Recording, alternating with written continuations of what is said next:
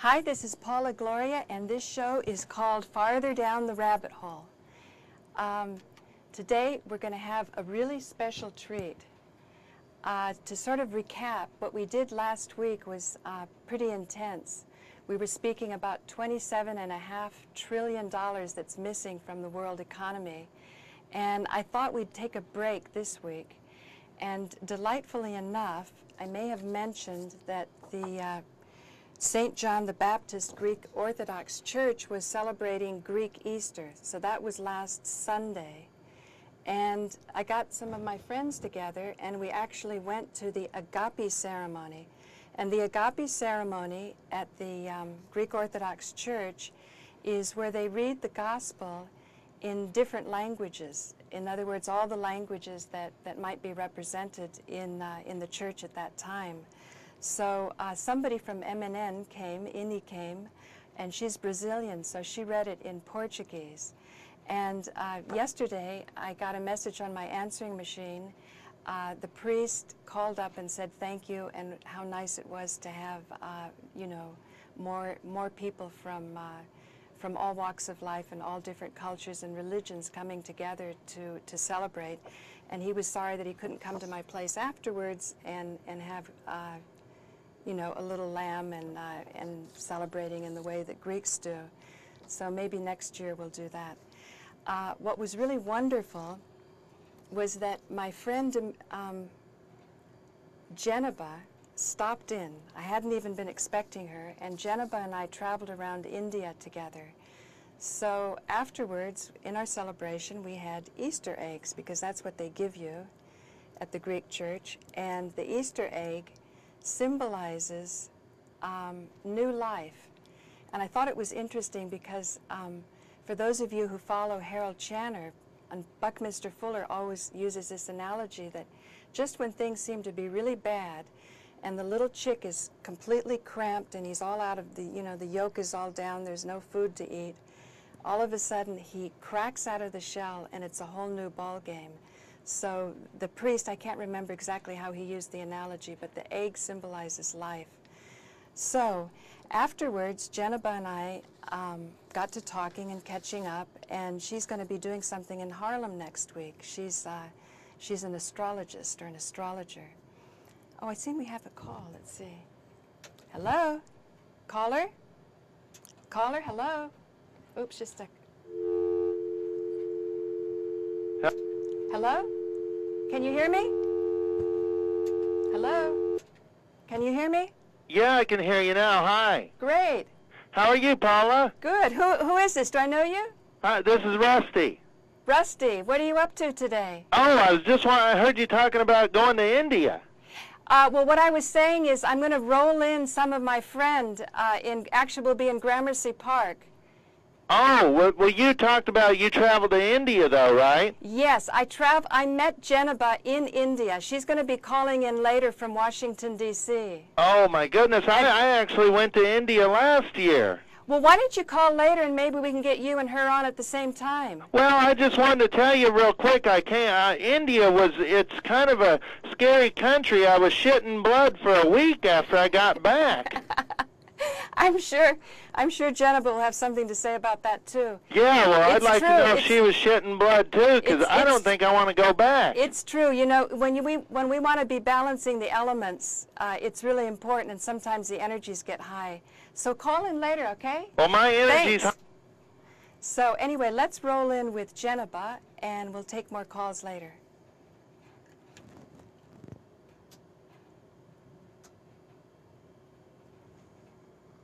Yes, Paula. Here we are in Gramercy Park, Yes. and I just thought you could tell people about what you want to be doing in New York, because you're really from D.C., right? Well, I live in D.C. Yes, I'm from California. Yeah. So why'd you decide to come up here and share knowledge about astrology and astrocartography?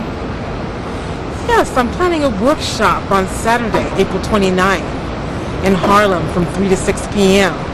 And the title of the workshop is Tune Into Your Soul Purpose Through Astrology and Astrocartography. And I see astrology and astrocartography as a tool for self-empowerment. Now, astrocartography basically is what I call the science of relocation, because according to what time and date we were born, what place, we can find out where our power zones are around the world. Well, like, for example, we're right now, I'm going to pan around, we're in Gramercy Park, so there's a kind of an energy to this spot, you know, like across the street, although it's kind of noisy for our interview, they're having a lot of construction going on, meaning that it's active. And then right over here, you've got Edwin Booth, who was an actor about the time of Lincoln. As a matter of fact, his brother killed Lincoln. And, you know, people used to come here and kind of, you know, there's a lot of history with this spot and with this location. So I would imagine that some people would have a chart where this spot would work better than others. Is that what astrocartography is?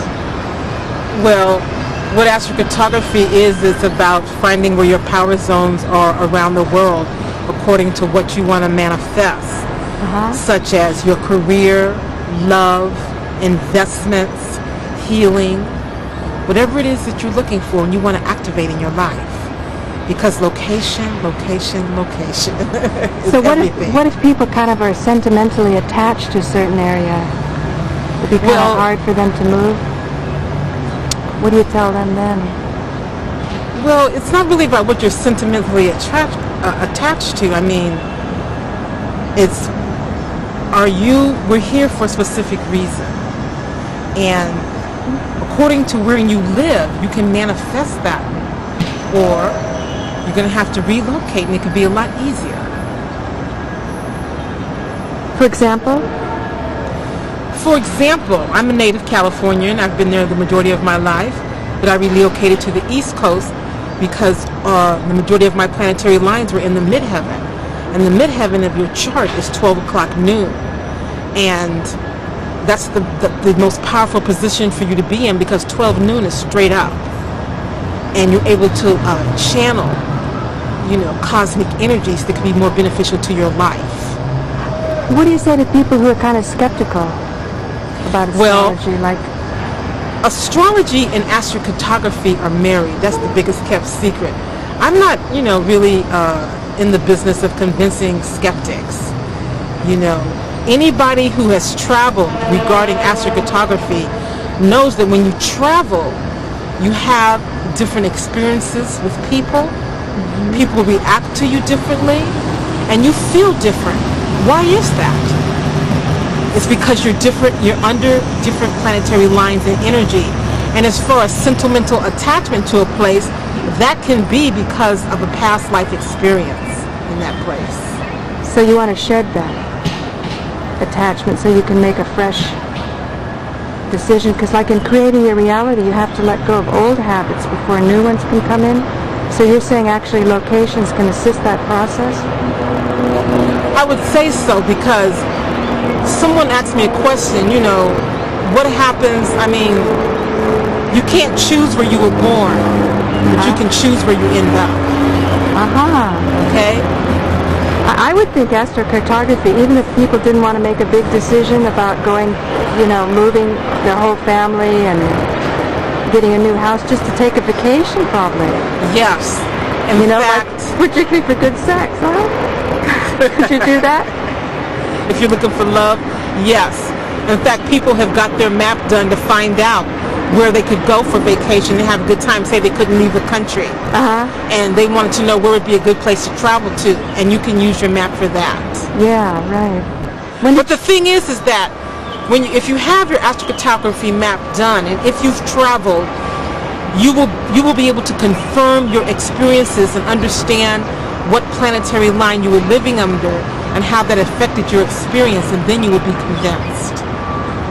Now, I heard that although astrology is an ancient science, it was only until the computer age that they could use astrocartography to kind of make the calculations about what spot on the planet had what effect. Well, until the map was created, yes. However, you know, because casting of charts, now we're in the age of what I call microwave astrologers. because of the computer, you can get a chart instantly. It's not about being able to cast a chart now. It's about being able to interpret a chart. That's the key. So you have a lot of microwave astrologers that are able to cast a chart on the computer, and they have no clue, but they call themselves an astrologer. Right. And you've been doing it for how long? 25 years. And at your workshop, what do you want to teach people? I want to teach people, first of all, the ancient African roots of astrology. And I have a beautiful color slide presentation to show the history and origin of astrology in ancient Kemet, which is Egypt. Also, we're going to be looking at the science of relocation and how that affects us, because we know that when we move, our chart changes and our experiences change. And last but not least, I will be showing you how astrology and astrocartography can be used as tools for self-empowerment. Now, I remember when we were in Jaipur together, you said that that city was laid out. Astrologically, yes. Yeah. What do you suppose was going on with the rulers at that time? Well, I'm sure that they were, just as our nation's capital, Washington, D.C., is laid out astrologically. I mean, the whole capital is aligned with specific constellations and stars to receive specific cosmic energies at specific times of year, or specific times of the year. That's just amazing, isn't it? I mean, most people would think that senators and congressmen, probably most people don't even know this, do they? No. There's over 25 astrological charts in the architectural structure of Washington, D.C., and it's claimed to be the most astrological city in the world, but I believe it's just in this country, because truly ancient Kemet, or Egypt, is the most astrological city in the world. Do you think that when they bomb cities that they might do it to kind of mess up that kind of, well, why would they lay it out astrologically to start with? Why would they build buildings in certain areas to kind of mark the stars? Because of certain power zones and ley lines, and being able to tap that cosmic energy if you're aware of it. Because, like I said, even today, location is everything. And so when you make a building, then you're calling... Because if you know all Masonic buildings, you enter the buildings, you're looking east. Sun rises in the east. And because of the light of day, the first light of day coming from the east, that's very symbolic. Because helical risings were some of the most powerful risings. That's what a star that rises, or a planet that rises before the sunrise, you receive certain cosmic energies. And if you're aware of this, you can align with it, and it's very powerful. What about New York City as a whole? Is that nicely laid out for getting the energies? I've never studied the architectural layout of New York City. You know, every city has a, of course, the incorporation has an astrological sign, is under certain influences. You know, with Wall Street here, that, you know, supposedly to the financial center of the world. And each city, you know, has an astrological vibration and frequency. You know what I was thinking? What about people who are coming to your workshop and they go, oh, I don't want to move. You know, they might be scared that they might find out that, you know, where they're living isn't such a good place. Nobody says that they have to move. The thing is that we have choices. And do you want to stay and be miserable, or do you want to go and fulfill your destiny? Because we're living in times right now where time is accelerated. We're all brought here for a specific reason. And when you're under one of your power zones, what you're doing is you're activating that energy. You're putting it like to the 10th power. Now, would at certain times of your life, would different parts of the world be influencing you differently? Yes, because what astrocartography does, if you have any knowledge of astrology, is you can do current planetary influences, which are called transits. And then we also have what's called progressions.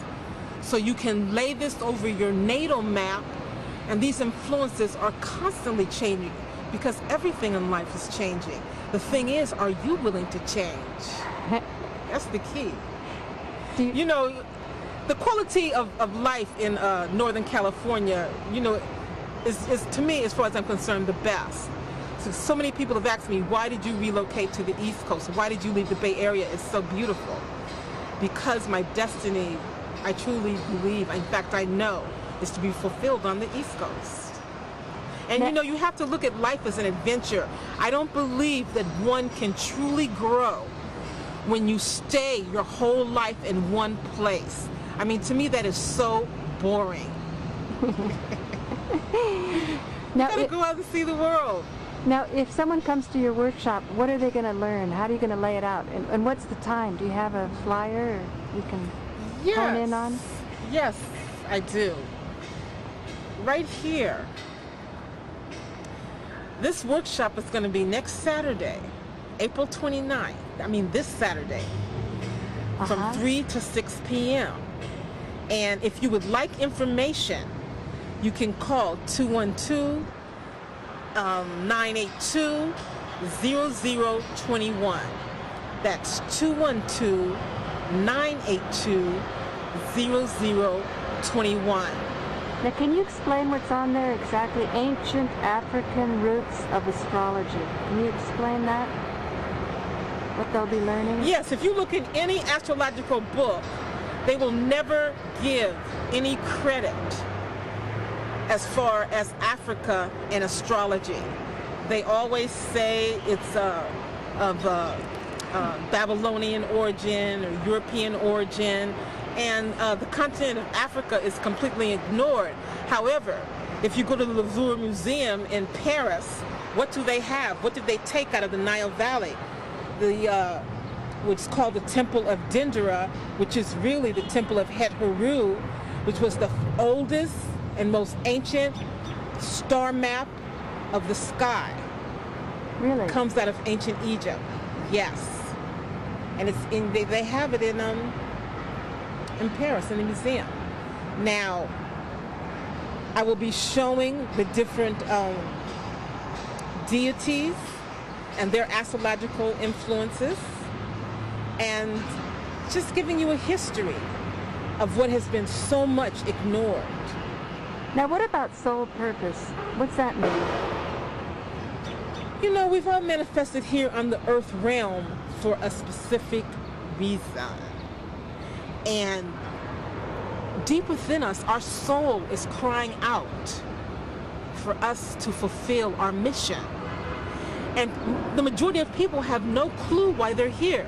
They're just working their 9 to 5, paying their bills, and having fun. But when you take time to stop and go within, when you feel like something is missing, that's your soul calling out to you, because you have a purpose. There's a reason we're here. We're not just here to work every day and to have fun. It's deeper than that. Our soul came in here at a specific time because when we were born, the stars and the planets were aligned in a certain way, that it's a star map of the sky that is a reflection of your soul's purpose. So, and an astrological chart and can give you clues. So it can help you? Undoubtedly, it can help you very much, because what it does is you're able to, a competent astrologer can tell you about your gifts, your talents, your strengths, your weaknesses. And what it is like being aligned with the stars so that you can flow with and be aligned with that energy and go forth at a specific time. It's like having the door open for you and you can walk in and do what needs to be done, versus standing there and bamming on the door wondering why the door won't open up. Now, how about for you when you first, what was the first thing that ever happened that convinced you that astrology could help your life? And then we'll go on to why you wanted to share it with other people. What convinced you? What gift did you have that you said, boy, this makes sense? From a very young age, I was attracted to astrology, and then I was living in San Francisco going to school, and I was having a lot of problems with my family. I felt rejected. I was the black sheep of the family. And I was in a lot of inner pain, and I knew that my life had to be deeper than this. So I was going through a lot of things, and I either could have went to drugs or I could have started my inner journey. Now, I consulted 3 astrologers in San Francisco, and I was not satisfied with what they were telling me. I knew that it was deeper. So in 1980, I consciously got on my own path to pursue and find out, really, to investigate what these things were all about. So I didn't really have to be convinced. It was just an inner knowing. And that, up to this day, I am still learning new things daily, because astrology is an infinite art and science. It's infinite. I've been studying for over 25 years, and I still have not learned everything yet. It's fascinating. Now, what about astrocartography? That must have come later. Yes. I began, astrocartography was created by Jim Lewis, and I had to bless his spirit.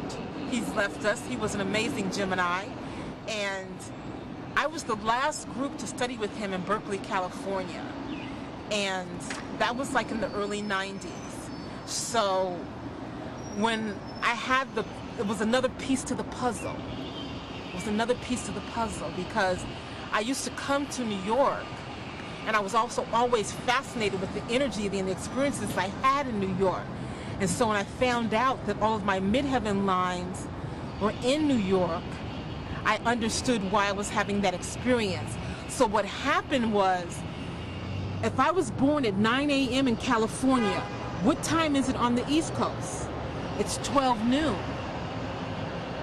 So all my power is on the East Coast. Do you see what I'm saying? Mm-hmm. Mm-hmm. And so that's what really convinced me about astrocartography and how they're so connected with astrology, because whenever you move, your chart changes. Okay? And so my relocation to the East Coast was very, very significant. I've had the most incredible experiences here. Is the Saturn line always a bad thing? I don't really deal with good and bad. It's how does the energy manifest? Unevolved, evolving, or evolve. If you're looking for happiness, don't move to a Saturn line. You're talking about discipline, structure, and hard work. Okay, but you're not going to find happiness there. Where are you going to go for happiness? What kind of line? Jupiter. Jupiter. You can't go wrong on any Jupiter line. You can never go wrong on Jupiter. Also, if you really want to know, you want to be under your sun midheaven line. That's the most powerful. That's where you really tune in with your soul purpose. Which one, your soul purpose? Sun midheaven. Sun midheaven. Yes. So people can come to your workshop and they can learn about this stuff. Yes. And then they can get their own chart done, or if they've already had it done. Is it for beginners or for advanced people? It's for everybody. This workshop here is like an introduction. Hello, man. An artist. Unemployed. That was just Gramercy Park. It has strict rules You did about not commercial put that- stuff. You did not leave Yes, that I on the did. tape. That's okay. Come on, let's keep going. I'm just thinking that people who might not know much about If they don't know astrology much might be intimidated, or people who know a lot might think, hey, this is just a couple-hour workshop. You know what? Come with an open mind and an open heart, and you will learn something. That sounds good. That Yes. sounds good. And any last thoughts you want to leave with people? The last thought is, life is so short. You know, this is a time now, because we have a lot of help from higher beings to tune in to what you're really here for, because no one knows what tomorrow brings. And like it's been said many times, when you open up the paper and look at the obituary column, nobody knew that their name was going to be in there today. That's true. Okay? And now I know for a long time in Berkeley you are aware of video and media and things. Do you have any thoughts now that public access is so It's in such a fragile state. Any thoughts about public access or what people should do or think or feel, or because this is not a commercial show. What we're doing. I feel that public access definitely needs to be supported, and that it's vitally important that it is still made available, because with what's going on now, with us having like about 4 to 6 people owning all the media in the world, I mean, we need to have alternative media available. Definitely. It's very important. Thank you, DjenneBa. Thank you, Paula. Okay, now I'm going to talk you through this part. We were looking behind DjenneBa was the south gate of Gramercy Park. Now we're looking from the south up to Gramercy Park, and I noticed that on 18th Street, this is an old picture. Look at what we have. We have the Star of David, as we know it in this country, or the Sri Yantra, as it's known in India. And now we're looking over. That's the south gate that was right behind, way off to the left there. I'm kind of zooming into that, so you can see that looks like a horse and buggy. So that was quite a bit ago. This is East 19th Street, and now we're coming on to East 20th. I didn't quite have it focused. And now I'm going to take you outside so we can see what it looks like today, that same spot there on 18th Street. There it is, 18th and Irving Place, and look what it is today. I guess that must have been a synagogue. Any of you viewers out there who know about this, oops, that's the wrong one, give me a call, because today it's different, and I think it's fascinating to look at the location of a place. That's why I was interested in DjenneBa's astrocartography, how location affects us. And I'm thinking with all of this dismal information coming, because I was listening to Amy Goodman today, Democracy Now!, and it's very challenging, but if we can pull energy in from our location and understand the history. Look at here, we've got Washington Irving. This is on Irving Place. And Washington Irving wrote a lot of stories that, for those interested in miracles and the miraculous, the Headless Horseman and the Legends of Sleepy Hollow. Also, Madame Blavatsky wrote Isis Unveiled in this neighborhood. This is a high school, Washington Irving High School.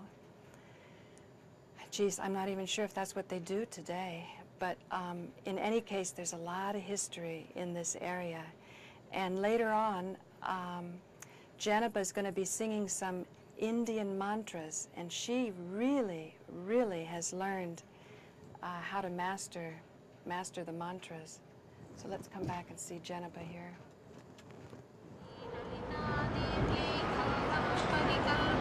Slow. That was the south gate of Gramercy Park. The mantras are a little hard to hear because they're on the computer behind me as I'm panning around. But like I say, later on she'll really start getting into it. And I wonder what Edwin Booth, whose brother killed Abraham Lincoln, would have thought in his day. He was Mr. Media. You know, there was no radio, TV, internet, anything else happening. People would gravitate around the great Shakespearean plays that he performed. And Gramercy Park at one time was the location of the actors, because they weren't socially accepted in the other parts of town. So they had their own little community at one point. So here's DjenneBa getting ready. I'm focusing, so she won't like me to. Let's take you here to camera 1. So here you can see me setting it all up, and if any of you have any thoughts about that, you can call in now. Otherwise, I will. Can you see how she comes in over here? Oh, actually, now she's not on anymore. So what I wanted to do with this is give you an idea of how we can use the science, spiritual sciences, in order to be more effective in society and to absorb information that comes to us from society. In other words, we don't want to be depressed about things. Depressing things we can deal with if we're more balanced inside. When I was listening to Amy Goodman today, I think the whole publisher of The Village Voice was on, and I felt just overwhelmed by the information that journalists are going to have their pensions taken away. if they do things that are deemed irresponsible, but at the same time, you know, freedom of speech is being curtailed. And that's why public access is so important to us. So I hope we can keep it going. Here she is giving me directions. DjenneBa will be calling us later, and any of you who want to call in and ask her questions, feel free to do that. She's telling me how she wants to have the shot set up. And she's going to do some really nice mantras, and then we're going to be doing some panning around the oh, here's a caller. Hello? Hello. Yes. Good afternoon. Thank you for your wonderful show. Oh, thank you. I wanted to mention regarding Energy Spot. There is a conference in New York this weekend about peak oil energy solutions. Oh, peak oil. Peakoilnyc.org. Okay. Peakoilnyc.org is one website, and the other one is energysolutions.org. If we have a little time, I want to kind of dedicate this to spiritual sciences. But can you watch next week and call in so I can go more deeply? It's happening this weekend. It's happening this Friday, weekend. Saturday, and Sunday. Okay. Thursday at the Community Church on 35th Street. The only thing is, caller, I have a question about peak oil, whether this is really the case. So I don't want to go into that topic That's right why now. it's very important for people to listen, because Thank they you are very much. eloquent. Thank you very much. Bye. You're welcome. Bye. Okay, I think that's it for the callers. So let's go on with DjenneBa.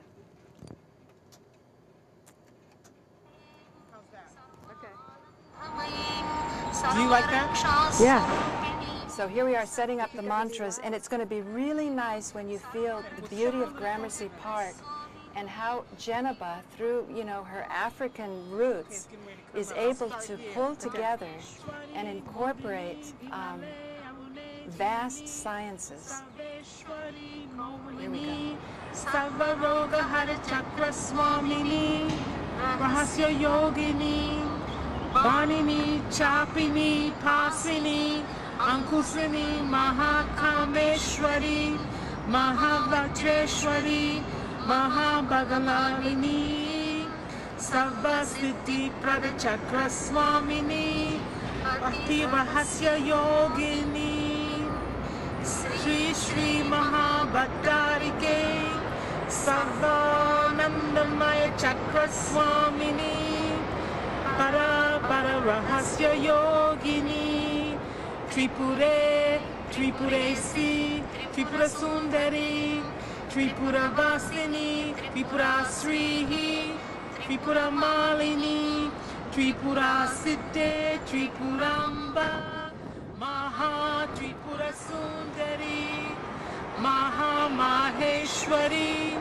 Maha Maharatne, Maha Mahashakti, Maha Mahagupte, Maha Mahanapte, Maha Mahanande, Maha Mahaskande, Maha Mahasaye, Maha Mahashri Chakranagara Samragni.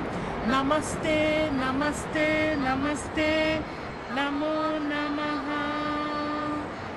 Om Shanti, Shanti, Shanti. Om Sarva Mangala Mangale, Shive Savata Sadike, Seranye Triumphake Devi, Narayani Namostute. Om Shanti, Shanti, Shanti.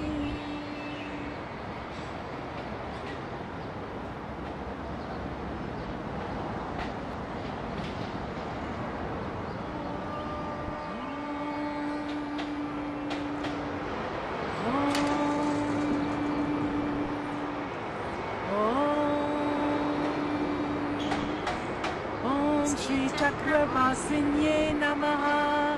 Om Shri Lalitambikaye Namaha. Om Shri Vivekakamala. Shri Chakra Kumkuma Chita Puja Chakarishe. Om Aim Reem Shreem Aim Kleem Sauhu Namah Tripura Sundarye Namaha. Om Aim Reem Shreem Namah Tripura Sundarye Namaha. Om Aim Reem Shreem Hudaya Devi Namaha. Om Aim Reem Shreem Stiro Devi Namaha. Om Aim Reem Shreem Sika Devi Namaha. Om Aim Reem Shreem Kavacha Devi Namaha. Om Aim Reem Shreem Netra Devi Namaha. Om Aim Reem Shreem Astra Devi Namaha. Om Aim Reem Shreem Kameshwarye Namaha. Om Aim Reem Shreem Bhagamadivye Namaha. Om Aim Reem Shreem Nityaklinnaye Namaha. Om Aim Reem Shreem Perundaye Namaha. Om Aim Reem Shreem Vahnivasinye Namaha. Om Aim Reem Shreem Mahavajreshwarye Namaha.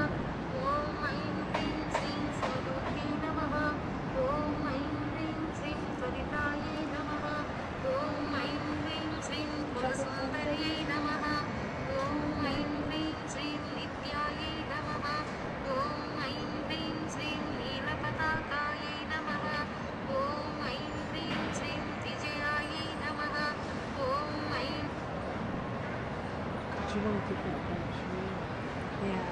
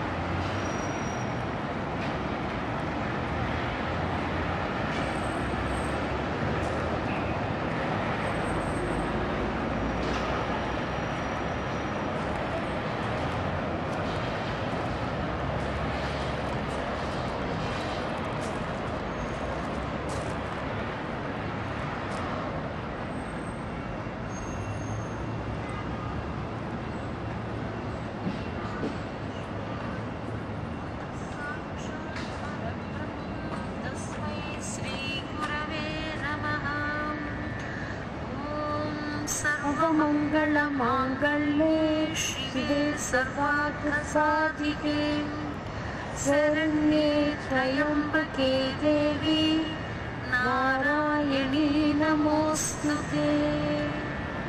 Om नरसिका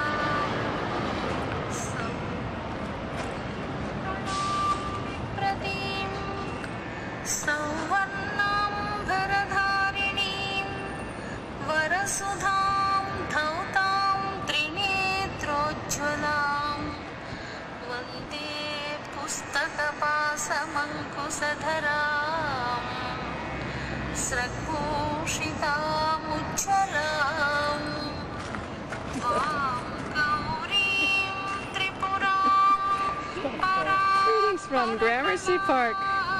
Yeah, shoot the tulips like that, yeah. Yeah, it's a nice day here. The tulips and then end up on that tree in the middle. This is the pink tree? Yeah, it's the whole wide shot of the 2-3 trees.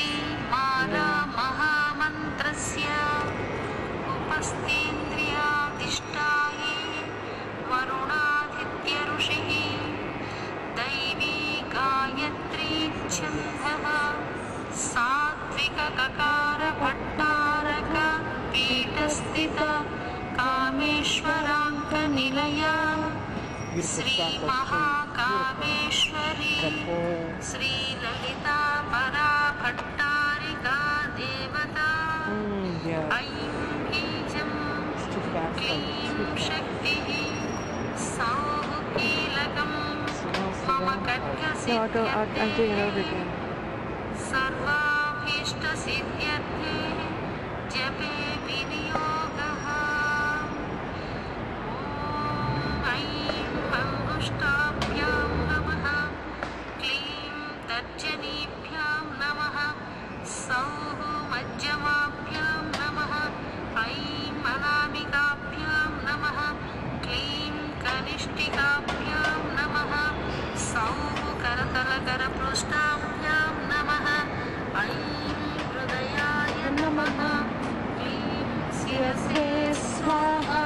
सौमुसिकाय वक्षतु ऐं कवचाय हुं क्लीं नेत्रत्रयाय वक्षतु सौः अस्त्राय भूर्भुवस्वरो इति दिक्बन्धः